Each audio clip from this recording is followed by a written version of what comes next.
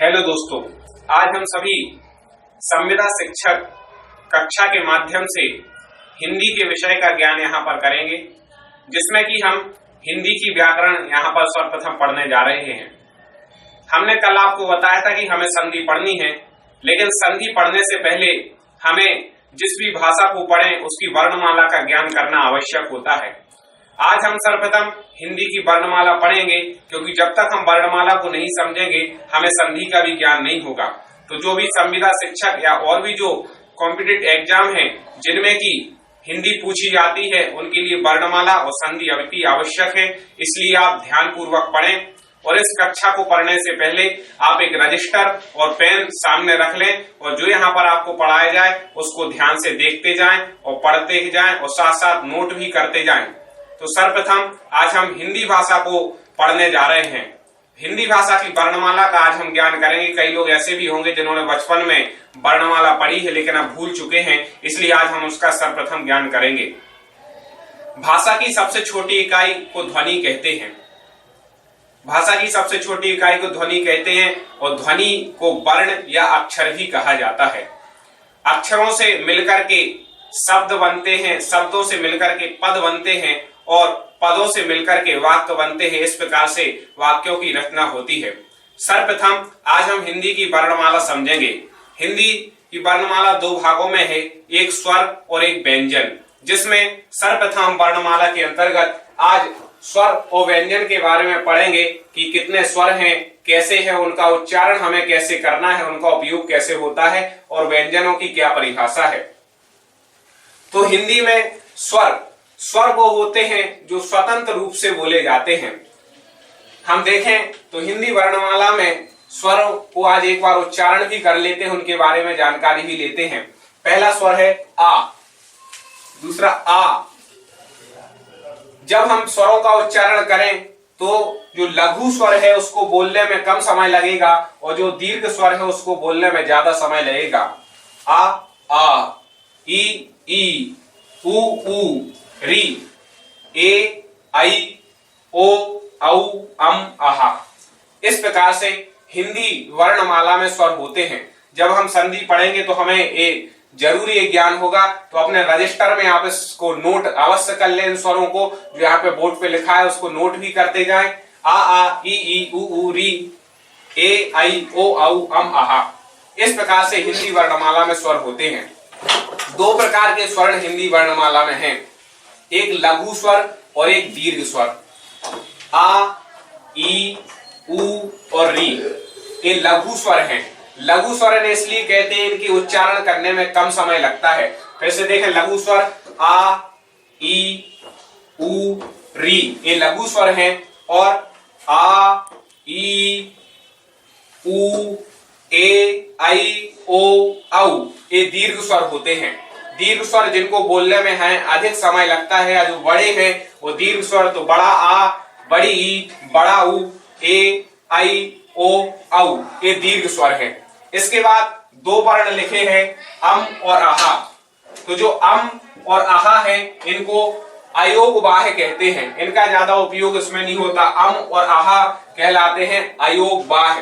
इसकी आप विशेष जानकारी रखें। अम और आहा क्या है? अयोगवाह है। कभी प्रश्न भी आपसे पूछा जाता है हिंदी वर्णमाला में निम्न में से कौन सा शब्द अयोगवाह है, तो अम और आहा में से जो दिया होगा उस पर टिक कर सकते हैं। यदि लघु स्वर पूछे जाते हैं तो आ, ई, उ और री लघु स्वर है। दीर्घ स्वर पूछे जाते हैं तो इनकी जानकारी हमें रखना आवश्यक है। इस प्रकार से हमने स्वरों के बारे में ज्ञान प्राप्त किया। ये स्वर हैं। अब हम व्यंजनों की ओर आते हैं। स्वर और व्यंजन, व्यंजन उन्हें कहते हैं जो स्वर से मिलकर के बने होते हैं। स्वर से जो मिलकर के बने हैं वो व्यंजन है। कोई भी व्यंजन बिना स्वर की सहायता के पूरा नहीं होता है। व्यंजनों में एक हमें यदि व्यंजनों को याद करना है वर्णमाला में तो एक सूत्र याद रखना है, कचट तप। कचट तप, कचट तप का मतलब होता है, का मतलब होता है कवर्ग, चा मतलब होता है चवर्ग, टा मतलब होता है टवर्ग, ता मतलब होता है तवर्ग और पा मतलब होता है पवर्ग, जो कि आगे आपको दिखाया जाएगा। इस प्रकार से कचट तप 5 वर्ग होते हैं। प्रत्येक वर्ग में 5 वर्ण होते हैं। प्रत्येक वर्ग में 5 वर्ण होते हैं। जिनको हम यहाँ पर आपको पढ़ाएंगे। सबसे पहले सूत्र याद रखना है कचट तब। इसमें 25 व्यंजन हैं, 5 वर्ण और प्रत्येक वर्ग में 5-5 व्यंजन। इस प्रकार से 25 व्यंजन है और इन व्यंजनों को स्पर्शी व्यंजन ही कहते हैं। सबसे पहले है कवर्ग। कवर्ग में आता है का, खा, गा, घा, इंगा। का, खा, गा, घा, इंगा। चावर्ग में आता है चा, छा, जा, झा, या। आप साथ में नोट करते जाए अपनी कॉपी में। इसके बाद टवर्ग में आता है टा, ठा, डा, ढा, णा।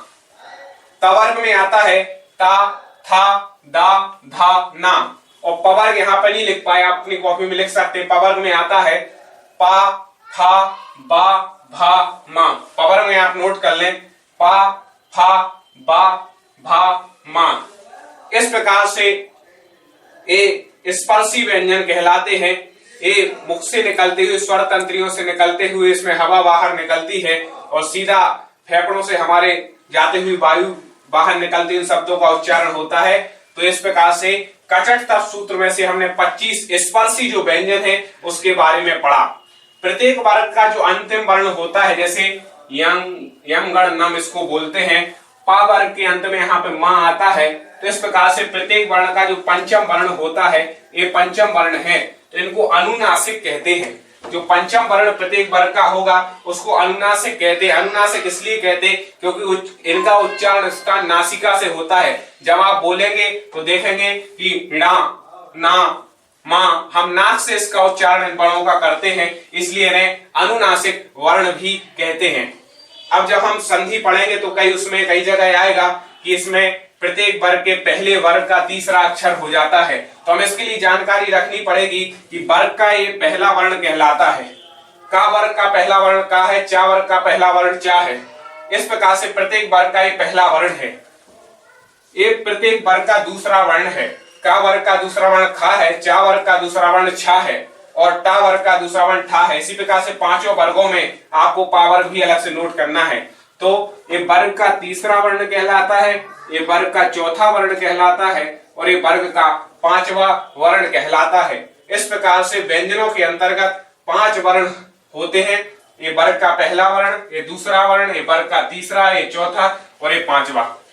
तो इसमें हमने 5 वर्ण जिनको ये 25 व्यंजन इसके अंतर्गत आ जाते हैं, जिनको स्पर्शी व्यंजन कहते हैं। और ये स्वर, तो आज हमने अभी स्वर और व्यंजनों के बारे में पढ़ा। इसके आगे और भी जो वर्ण होते हैं उनकी हम आगे आपको और कंटिन्यू पढ़ाई करा रहे हैं। चेंज करना पड़ेगा। हमने अभी स्वर और व्यंजन पढ़े। व्यंजन में नीचे पावर्ग नहीं लिखा था, पावर्ग में पा, फा, बा, भा, मा नोट कर सकते हैं। इसके बाद व्यंजनों में ही आते हैं अंतस्थ वर्ण। अंतस्थ वर्ण कहलाते हैं या, रा, ला, वा। ये अंतस्थ वर्ण हिंदी वर्णमाला के हैं।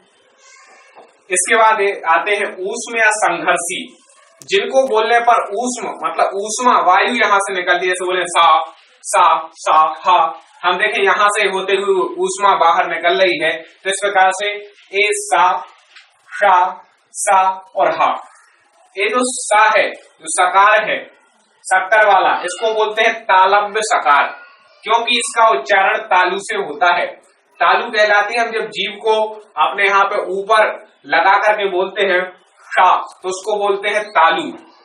इसके बाद जो षटकोण वाला सा है, सकार है, इसको मूर्धन्य सकार बोलते हैं, क्योंकि इसका उच्चारण मूर्धा से होता है। मूर्धा मतलब हमारे ऊपर का भाग, दांत के पहले जो ऊपर का भाग है वहां पे टच करके हम बोलते हैं षटकोण वाला सा, तो उसको बोलते हैं मूर्धन्य सकार। और तीसरा जो सा है, सागर वाला, इसको दंत सकार बोलते हैं, क्योंकि इस सा को बोलते समय दोनों दांत, जैसे हम बोलते हैं सागर, तो हमारे दोनों दांत आपस में मिल जाते हैं, इसलिए कहलाता है दंत सकार। तो ऊष्म या संघर्षी व्यंजनों के अंतर्गत आते हैं शा, सा, सा, हा, और इसको बोलते हैं तालव्य सकार, इसको बोलते हैं मूर्धन्य सकार, इसको बोलते हैं दंत सकार। यदि ऐसा कोई प्रश्न हमारे बीच में आ जाए कि तीनों सा दे दें और इसमें से पूछे कि निम्न में से मूर्धन्य सकार कौन सा है, तो हम उसमें आसानी से टिक कर सके कि मूर्धन्य सकार ए है। इसलिए अपना रजिस्टर और पेन लें और जो भी यहाँ पे बोर्ड पे लिखाया जाए विशेष रूप से आपसे निवेदन करेंगे इसको नोट अवश्य करते जाए, केवल सुनने से भी कुछ नहीं होगा। तो ये तीनों सा के बारे में लिख लें कि सा को क्या कहते हैं,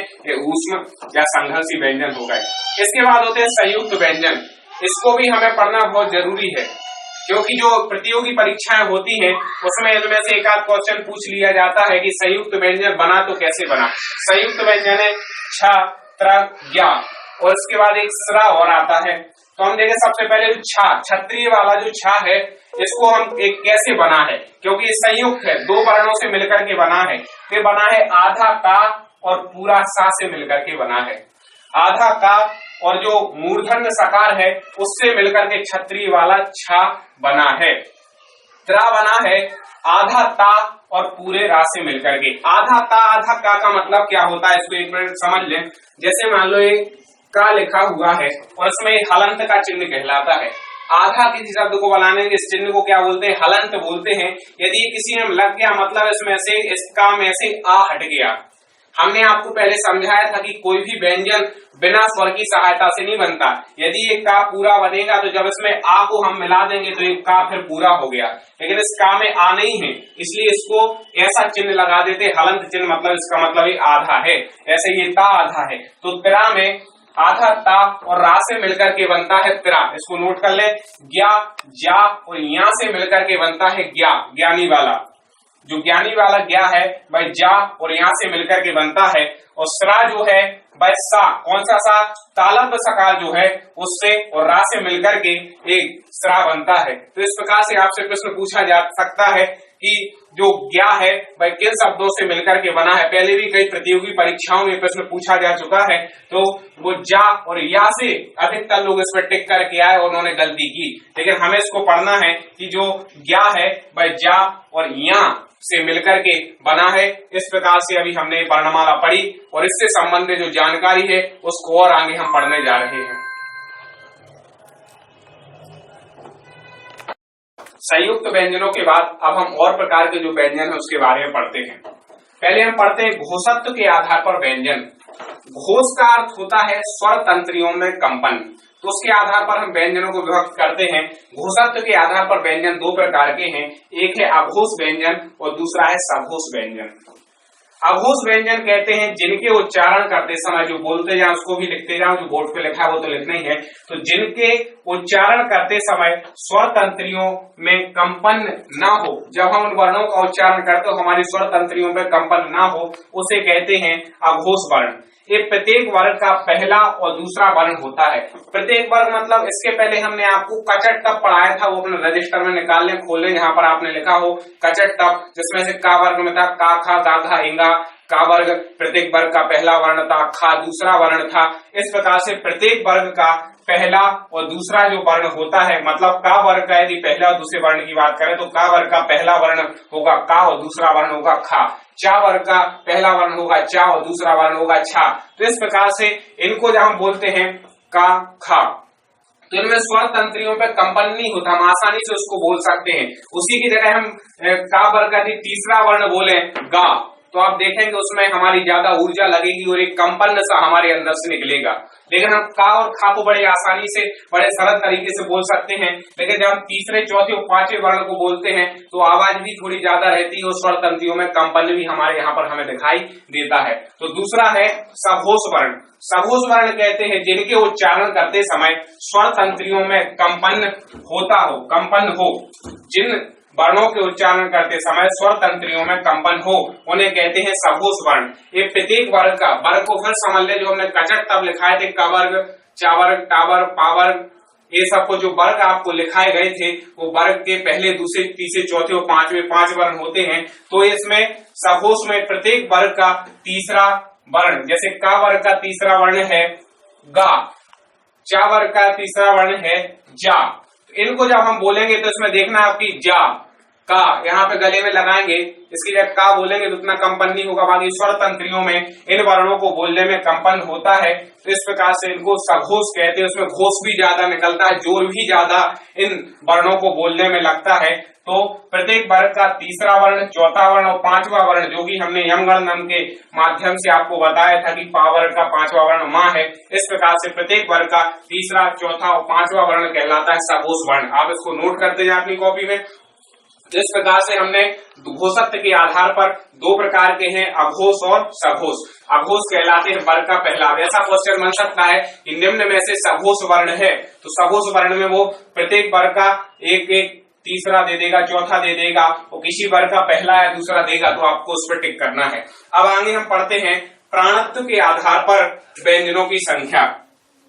प्राणत्व के आधार पर व्यंजन कितने प्रकार के होते हैं और प्राणत्व मतलब क्या है? प्राण का अर्थ होता है वायु।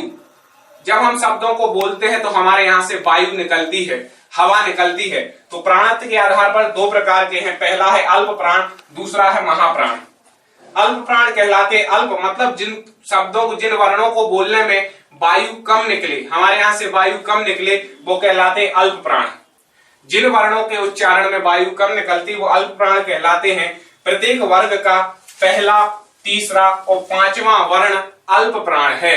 प्रत्येक वर्ग का तीसरा, पहला, तीसरा और पांचवा वर्ण अल्प प्राण होता है। जैसे का वर्ग मिले तो का, गा और इंगा, ये हमारा पांचवा वर्ण कहलाएगा। चा वर्ग मिले तो चा, जा और चाछा, जाछा, या, ये हमारा पांचवा वर्ण कहलाएगा। तो इसके बारे में हम जो वर्णमाला लिखी है उसमें से देखते जाएं। आप यदि का बोलेंगे का, तो आपके जो प्राण है वायु कम निकलेगी। उसी की जगह यदि हम उसका दूसरा वर्ण बोले जो कि महाप्राण में आता है का, खा, तो आप देखेंगे जब हम खा बोलेंगे स्पष्ट जो शुद्ध उच्चारण करेंगे उन्हीं पे बनेगा बोलते हुए। जब हम खा बोलेंगे तो आप देखेंगे कि यहाँ से वायु ज्यादा निकलेगी और का बोलेंगे तो वायु कम निकलेगी। का बोलने का उच्चारण आसानी से हो जाएगा, खा बोलने में थोड़ा और देना पड़ेगा, तो वायु यहाँ से ज्यादा निकलेगी। आप उच्चारण भी करते जाएं पढ़ने के साथ साथ, जिससे आप पे शुद्ध उच्चारण बने। और जब उच्चारण स्थान वर्णों के आपके पेपर में, संविदा में और कोई भी एग्जाम में, MPSI वगैरह में हिंदी में पूछे जाएं तो आप उसका उत्तर आसानी से दे सकें। तो अल्पप्राण जिसको बोलने में वायु कम निकले, प्रत्येक वर्ग का पहला, तीसरा, पांचवा वर्ण। इसी का महाप्राण, महाप्राण मतलब जिसके उच्चारण में वायु ज्यादा निकलती है, हमें जो ज्यादा जोर देना पड़ता है, हमारे मुख से ज्यादा वायु निकले, वो महाप्राण है। प्रत्येक वर्ग का दूसरा और चौथा वर्ण है। जैसे का वर्ग का दूसरा वर्ण है खा और चौथा वर्ण है गा, का, खा, गा, गा, घा। तो इस प्रकार से हम घा बोलते हैं तो वायु ज्यादा निकलती है। जैसे चा वर्ग का दूसरा वर्ण है चा, छा, छा बोलते हैं तो ज्यादा वायु निकलती है। तीसरा है जा और फिर है चा, छा, जा, झा, झा, तो झा बोलने में भी ज्यादा वायु निकलती है। इस प्रकार से जो वर्णमाला आपको दी गई है, जो वहां पे नोट होगी, उसमें से देख लें पहला वर्ण, दूसरा वर्ण, तीसरा वर्ण, चौथा वर्ण और पांचवा वर्ण जो वर्ण हो तो यहाँ पर हमने लिखा दिया, इनको नोट कर लें। और अल्प प्राण का जो जिसमें वायु कम निकले, और महाप्राण मतलब बोलते समय जहां पर वायु ज्यादा निकले। इस प्रकार से हमने हिंदी वर्णमाला का ज्ञान आपको यहाँ पर बताया, जिसमें कि स्वर, व्यंजन, स्वरों के भेद, दीर्घ स्वर, लघु स्वर, व्यंजनों के भेद, स्पर्शी व्यंजन, अंतस्थ व्यंजन, संघर्षी, संयुक्त व्यंजन, ये सब कुछ पढ़ा है। और प्राणत्व के आधार पर और घोषत्व के आधार पर भी व्यंजनों के बारे में बतलाया। अब जो हमने वर्णमाला आपको पढ़ाई है वो पूरी आपको स्मरण करनी है, याद करनी है। प्रत्येक वर्ण कौन हमने कैसे उच्चारण करते हुए आपको बताया वो याद होना चाहिए। साथ ही साथ जो हिंदी की वर्णमाला पूरे स्वर और व्यंजन है उनको क्रम पूर्वक आप याद कर लें। हम आपको यहाँ पर मुख्य रूप से संविदा शाला शिक्षक की अभी जो भर्ती प्रक्रिया शुरू होनी है, जिसमें कि अभी जानकारी लगी है कि लगभग 31,700 पदों की भर्ती जो सरकारी स्कूल मध्य प्रदेश में है उसमें भरे जाएंगे। उसकी तैयारी यहाँ पर, उसमें हिंदी विषय रहता है, भाषा 1 में भी है, भाषा 2 में भी और मुख्य भाषा में भी रहता है। जो भी हिंदी चुने तो उनके लिए जो यहाँ पर पढ़ाया जा रहा है अति आवश्यक है, तो उसको विशेष रूप से पढ़ें। आप हमारे चैनल को सब्सक्राइब जरूर करें और वीडियोस को लाइक करें और हमारे व्हाट्सएप ग्रुप से भी जुड़ें। व्हाट्सएप ग्रुप से जुड़ने के लिए कमेंट में अपना नंबर लिखें, हमारी लिंक पे क्लिक करके भी आप व्हाट्सएप ग्रुप से जुड़ सकते हैं। हमारे वीडियोस को सब्सक्राइब करें, शेयर करें। आप इस निरंतर ही ऐसे पढ़ते रहें और हमारी भावना है कि आप शीघ्र एक अच्छी सरकारी नौकरी प्राप्त करते हुए एक अच्छे शिक्षक बने। जय हिंद।